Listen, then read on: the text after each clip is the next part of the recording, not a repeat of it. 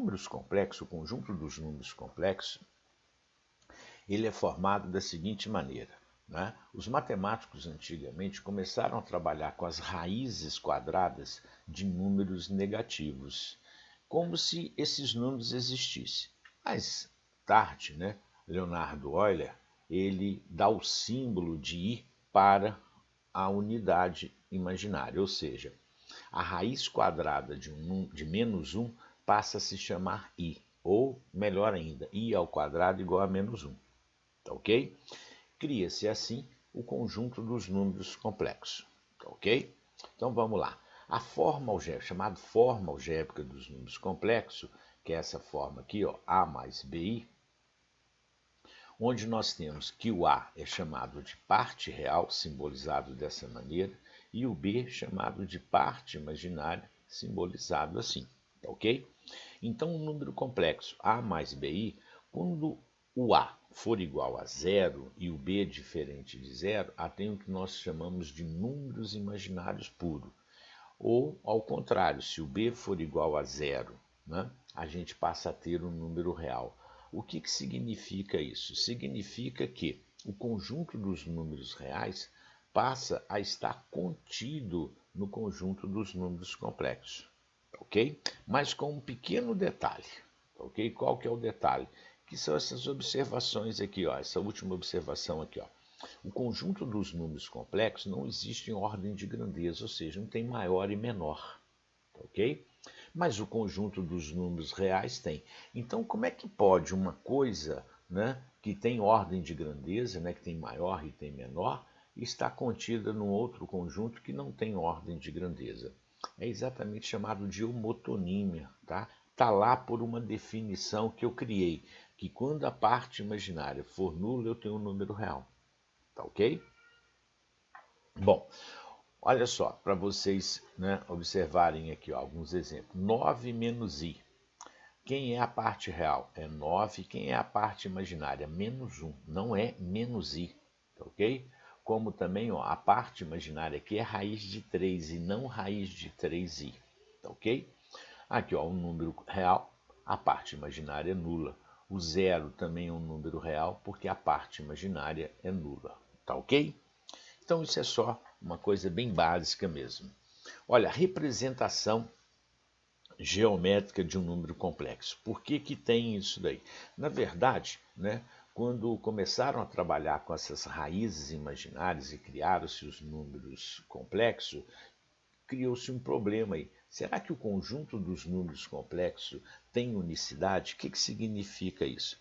Significa que se eu pegar dois números complexos, quaisquer, será que eles são diferentes, mas ocupam o mesmo lugar? Ou se são iguais e ocupam lugares diferentes? Era esse problema. Então, o que Gauss, na época, fez?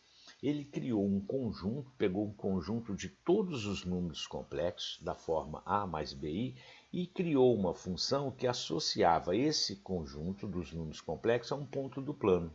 Como o ponto do plano, está aqui, ó, ele é único, não existem dois pontos, né, que ocupam, pontos distintos que ocupam o mesmo lugar do plano, ele cria assim a unicidade dos números complexos, ok?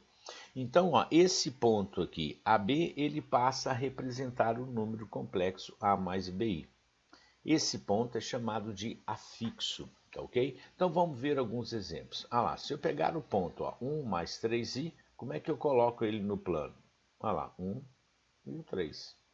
Ou seja, os números complexos passam a ser um ponto do plano. É claro que eu tenho que mudar a nomenclatura dos eixos, né? Aqui passa a ser o eixo real, o eixo x, e aqui o eixo imaginário, eixo y.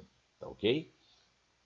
Então, se eu tiver que marcar o imaginário puro, ele está em cima do eixo y. Um número real está sobre, né, sobre o eixo x. Tudo bem? Alguns exercícios. Vamos aprender como achar as raízes, né, de uma equação do segundo grau cujo delta é negativo. Então veja o primeiro caso lá, x ao quadrado mais 9 igual a zero. Resolvendo isso daqui, vai ficar x ao quadrado igual a menos 9, x igual a mais ou menos raiz de 9, e x é igual a mais ou menos 3i. Por quê? Ó? A raiz de menos 9, eu posso falar que é 9 vezes menos 1, aí vai ficar raiz de 9 vezes raiz de menos 1, raiz de 9 é 3, e raiz de menos 1 a gente chama de i. Tá ok? Tudo bem? Ah lá, veja outro exemplo aqui, ó. X ao quadrado mais x mais 1 igual a zero. Resolvendo delta igual a menos 3. Vou usar a Bhaskara normalmente, ó. Menos b mais ou menos raiz de delta sobre 2a. Como a raiz de menos 3 é raiz de 3 vezes raiz de menos 1, então a gente coloca direto raiz de 3i. Tá ok? Outro exemplo aqui, ó, que às vezes costuma cair, né? Assim. Né, quando se resolve números complexos, mas só em termos de conceito. Né? Dado z igual a m menos 3 mais m ao quadrado menos 25i, eu quero que calcule m para que ele seja um número real. Tá? Para ser um número real, essa parte aqui tem que ser o quê? Igual a zero. Então, o m tem que ser igual a mais ou menos 5. Tudo bem? O n. Ok? E o m tem que ser qualquer número real, m menos 3, porque o zero é real. Agora, e para ser um número imaginário puro? Esse cara aqui tem que ser igual a zero, o m mais 3, e o n ao quadrado menos 25, diferente de zero. Aí eu tenho, né, os números, o número complexo real e o número complexo imaginário puro. Tá? Isso é só para conhecimento, na verdade ninguém vai cobrar isso de vocês, que números complexos não caem no pismo. Tudo bem? Vamos ver aqui, ó, igualdade de números complexos. É como você faz a igualdade de pontos do plano. Dois pontos do plano são iguais se as suas coordenadas forem iguais, ou seja, se a abscissa de um for igual à abscissa de outro e a ordenada forem iguais. Então, se dois números complexos, a mais bi, é igual a c mais di, o a tem que ser igual a c e o b igual a d. Tranquilo? Conjugado de um número complexo é a simetria que o número complexo tem em relação ao eixo x. Tá? Então, veja bem, o que é o número complexo conjugado?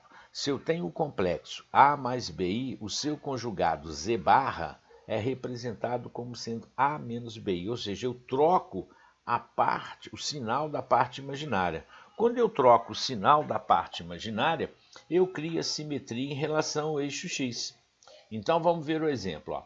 Z1, 4 mais 5i. Quem que é o seu conjugado? Perdão, é 4 menos 5i. Olha lá.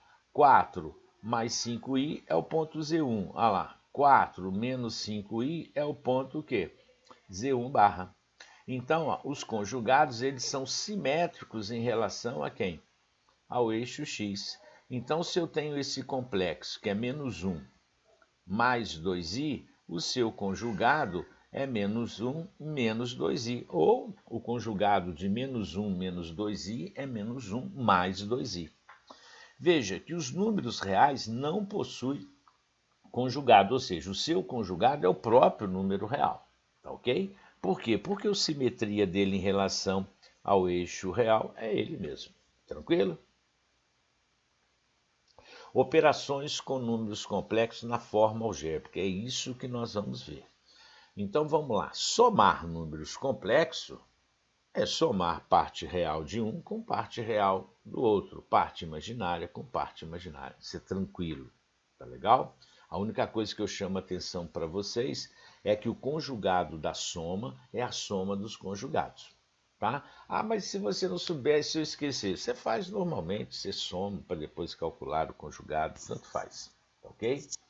Multiplicação de números complexos. Na multiplicação de números complexos, o que eu chamo a atenção de vocês é que vai aparecer i ao quadrado. Porque quando eu faço esse produto, tá vendo? A vezes C, A vezes DI, BI vezes C e BI vezes DI, vai aparecer B vezes B, i ao quadrado. Tá ok?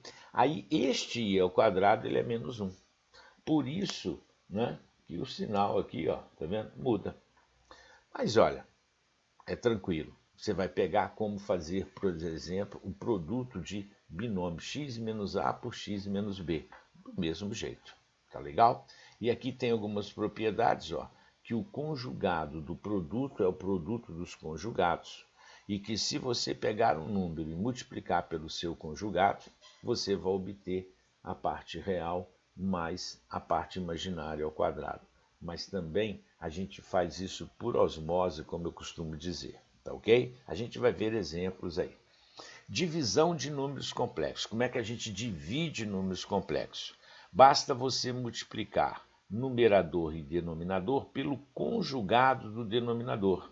Assim, ó, se eu tenho um complexo mais 3 mais 2i e vou dividir por 1 mais i, como é que eu faço? Eu vou multiplicar numerador e denominador pelo conjugado do denominador, que é 1 menos i.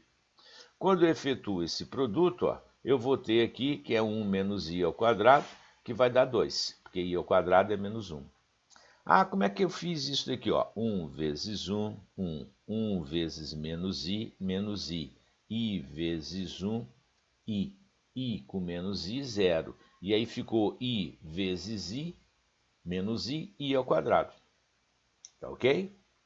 Que aí i ao quadrado é menos 1 com menos vai dar mais. 1 mais 1, 2. Aí eu obtive aqui o número complexo.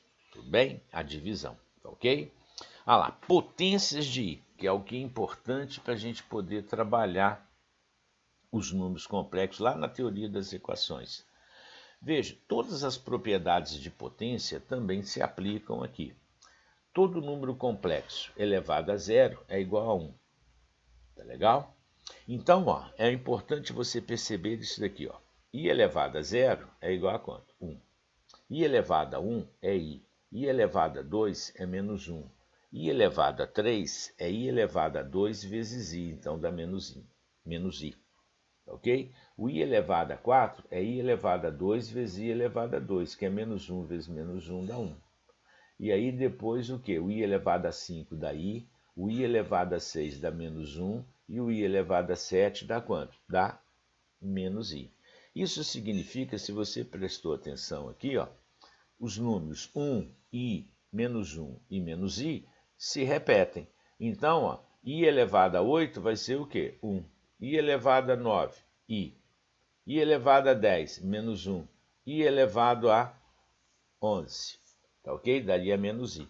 Isso significa que de 4 em 4 as potências de i repetem 1, i, menos 1 e menos i. Tá ok? Então, para calcular, por exemplo, i elevado a 23, eu vou pegar o i elevado a 23, vou dividi-lo por 4 e pegar o resto da divisão, que é o que está escrito aqui. Ó.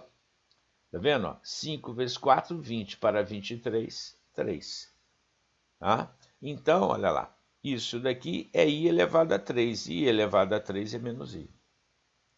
Como, por exemplo, olha lá, i elevado a 678. Eu pego i, o 678, divido por 4 e vou pegar quem? O resto da divisão. Tudo bem? E isso fica o quê? I elevado a 2, que é menos 1. E assim eu vou fazendo todos. O que eu quero chamar a atenção de vocês é, por exemplo, se aparecer 1 mais i elevado ao quadrado. Aí quando eu pego 1 mais i e elevo ao quadrado, isso daqui é igual a 2i. Tá legal? Então, por exemplo, 1 mais i elevado a 16 é a mesma coisa que 1 mais i elevado ao quadrado elevado a 8. Logo, isso é igual a 256, porque 2i elevado a 8 é 2 elevado a 8 e i elevado a 8 é igual a 1. Tudo bem? Isso é tranquilo. Como é que eu faço esse tipo aqui de operação? Quando nesse caso, tá, gente? É 1 mais i, 1 menos i. Você divide, quando você dividir esse número, tá? Ele passa a ser i. I elevado a 25 é igual a i, tá? Porque 25 dividido por 4 vai dar 6 e sobra resto 1. I elevado a 1. Tranquilo? Então, gente, esta é as únicas operações básicas que vocês precisam saber de números complexos para poder resolver e entender, tá, equações e o teorema das raízes complexas.